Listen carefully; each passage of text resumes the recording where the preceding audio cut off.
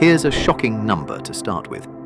More than 99% of all the gold on Earth was formed before our planet even existed. Long before Earth took shape, violent cosmic events, like neutron star collisions, created gold and scattered it across the universe. What we mine today is just a tiny fraction of that ancient debris that happened to be trapped inside our planet billions of years ago. So when you hold gold, you're not just holding wealth, you're holding a relic of a cosmic explosion. But that leads to a fascinating question.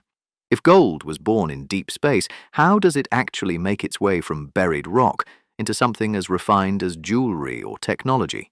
What hidden process transforms raw ore into one of the most valuable materials on Earth? And this is QC Project. Simple things.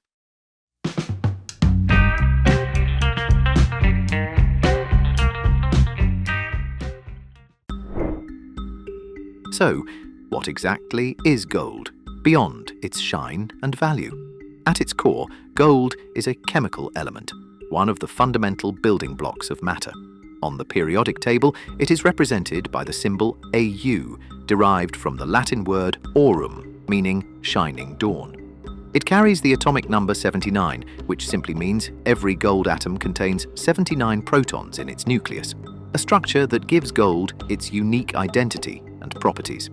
It is incredibly stable, meaning it does not rust, tarnish, or react easily with air or water. This resistance to corrosion is why gold artifacts recovered from ancient civilizations can remain almost unchanged after thousands of years.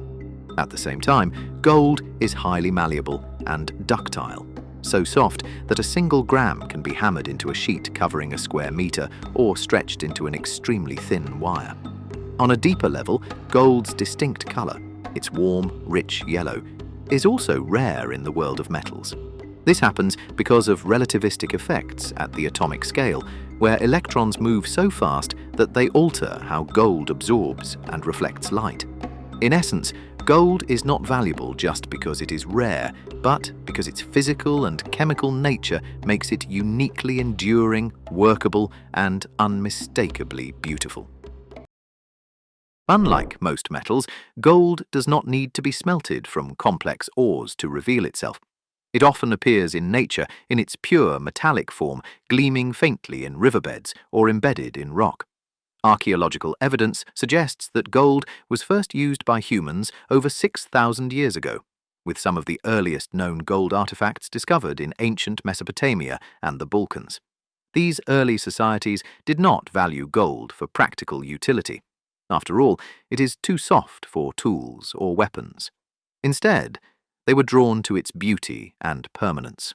Gold became a material of symbolism, associated with the sun, with divine power, and with immortality.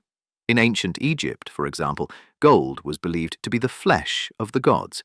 Pharaohs were buried with vast amounts of gold, not merely as treasure, but as a bridge to the afterlife. As civilizations grew more complex, so did humanity's relationship with gold. By around 600 BCE, the Kingdom of Lydia, located in what is now modern-day Turkey, began minting the first standardized gold coins. This marked a turning point. Gold was no longer just ornamental or spiritual. It became a medium of exchange, a foundation for economic systems.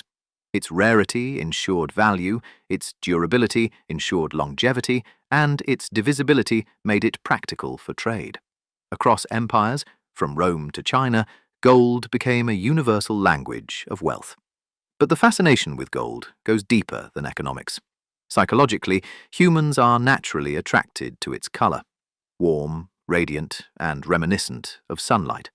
In a world where survival once depended heavily on the sun, this visual association may have embedded itself deeply in our perception of value and beauty.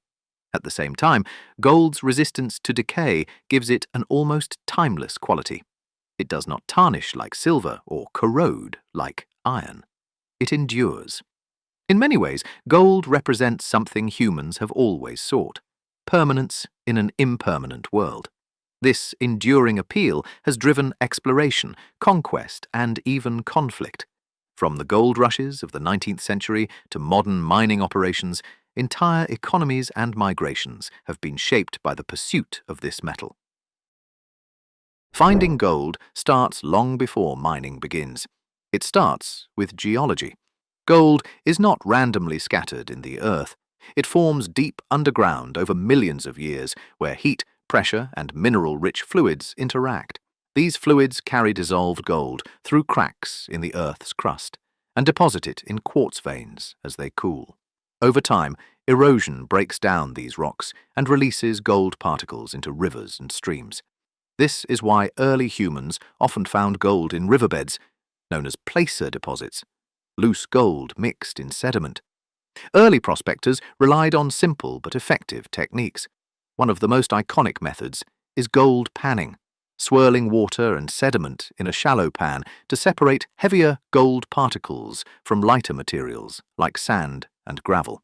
Because gold is extremely dense, about 19 times heavier than water, it settles at the bottom, making it possible to isolate even small flakes. More advanced versions of this method include sluice boxes and shaking tables, which use flowing water and gravity to concentrate gold more efficiently. As surface deposits became depleted, humans turned to more complex forms of mining. Hard rock mining involves extracting gold embedded deep within solid rock formations. This requires drilling, blasting, and hauling large volumes of ore to the surface.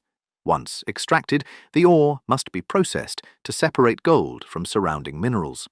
One of the most widely used modern techniques is cyanide leaching, where crushed ore is treated with a cyanide solution that dissolves gold.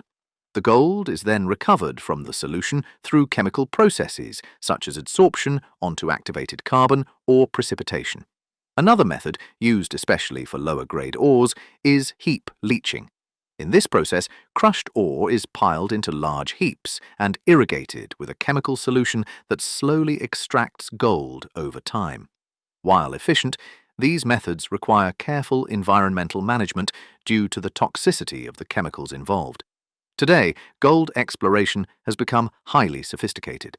Geologists use satellite imagery, geophysical surveys, and geochemical analysis to identify promising deposits. Despite all this technology, however, the fundamental challenge remains the same. Gold is rare, and finding economically viable concentrations is difficult. Once gold has been extracted and refined into high purity, often 99.9% or higher, the next stage is fabrication, where raw metal is transformed into usable forms. Pure gold, however, is extremely soft, so for most practical applications, it is alloyed with other metals, such as copper, silver, or nickel, to increase hardness and durability. This is why gold is commonly measured in carats. 24 carat represents nearly pure gold, while 18 carat or 14 carat indicate mixtures designed for strength and wear resistance. The fabrication process typically begins with melting.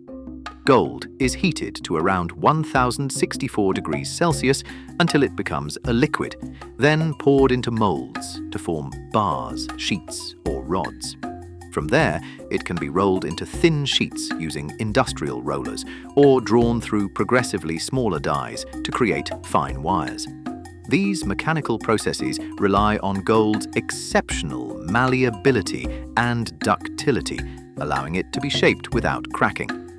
For jewelry and precision components, casting is widely used. In investment casting, a wax model is first created and encased in a heat-resistant material. When heated, the wax melts away, leaving a cavity that molten gold fills, capturing even the finest details. After cooling, the piece is cleaned, polished, and sometimes further treated with techniques like electroplating to enhance color or surface properties. Today, modern technologies like CNC machining and laser cutting have taken gold processing to an entirely new level of precision. CNC, or Computer Numerical Control, is essentially a computer-guided system that controls cutting tools with extreme accuracy.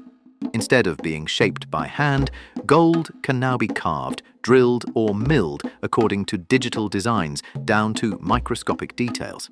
This is especially important in electronics, where even the smallest component must fit perfectly. Laser cutting, on the other hand, uses a highly focused beam of light to cut or engrave gold without physical contact. The laser generates intense heat at a tiny nukta, allowing it to slice through thin layers of gold or create intricate patterns with remarkable sharpness. Because there is no direct pressure, this method is ideal for working with soft metals like gold. Together, these technologies allow gold to be shaped with a level of precision that was once impossible, transforming it from a simple metal into a critical material inside the most advanced devices we use every day. Gold is not just a metal people admire, it is also one of the oldest forms of stored value in human history. The main reason people accumulate gold is simple. It is rare, durable, and difficult to destroy. Unlike paper money, which can lose value due to inflation or government policy, gold exists independently of any single economy or political system. It cannot be printed, and its total supply grows very slowly through mining. This scarcity gives gold a unique role as a store of value. Another key reason is trust. Throughout history, gold has been widely accepted across different civilizations. Whether in ancient empires or modern global markets, gold carries intrinsic recognition. Even when currencies collapse or economies face instability, gold often retains value because people believe it will still be valuable in the future. This psychological trust makes it a safe haven asset, especially during crises such as wars, recessions, or financial instability. Gold also plays an important role in global central banking systems. Many central banks hold large reserves of gold to support their national currencies. While modern money is no longer directly backed by gold, these reserves act as a form of financial security. When confidence in fiat currency decreases, gold can help stabilize economic systems by providing an alternative store of wealth. On a larger scale, gold influences global markets. Its price often reflects investor sentiment, rising when uncertainty is high and falling when confidence returns.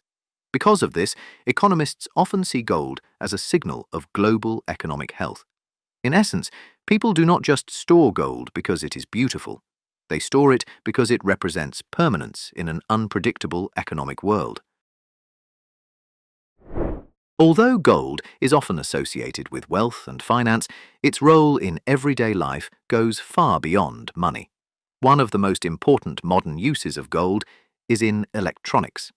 Because gold conducts electricity extremely well and does not corrode, it is used in tiny amounts inside smartphones, computers, and other devices.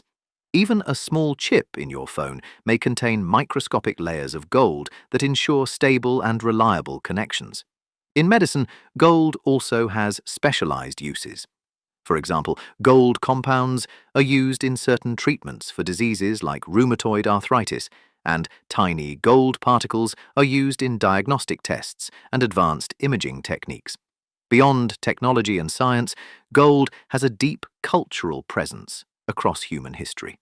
In almost every civilization, gold has been used to create jewelry, religious objects, and symbols of authority. Ancient Egyptians used gold in burial masks and temple decorations, believing it represented divine power. In India, gold plays an important role in weddings and festivals, symbolizing prosperity and good fortune.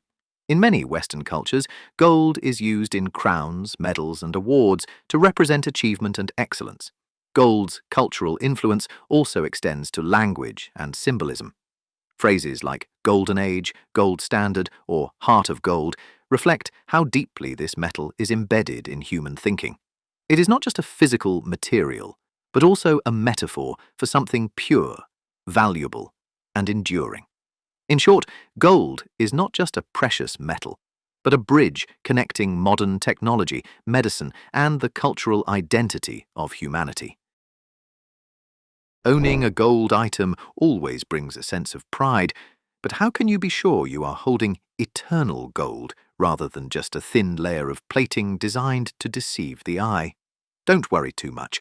Let me show you a simple 10-second rule for quick testing, helping you feel more confident, like an expert, before you decide to trust the gold. The first step is visual inspection combined with basic physical signs. Start by looking for purity markings such as 10 carat, 14 carat, 18 carat, or 999. These stamps indicate gold content and are commonly found on real jewelry. However, since these markings can be faked, you should not rely on them alone. A more reliable clue is color consistency. Because real gold has a uniform color throughout, it will not reveal a different metal underneath. If you notice silver, copper, or green tones showing through, it is very likely just a plated base metal. Another quick check is observing skin reactions over time. Pure gold is chemically inert, meaning it does not react with sweat or air. If the jewelry leaves green, black, or dark stains on your skin, it usually indicates the presence of reactive metals, such as copper or nickel in the alloy, rather than pure gold. The second part is the magnet test. Gold is non-magnetic. If your jewelry is strongly attracted to a magnet, it almost certainly contains iron or steel underneath. Finally, check the weight.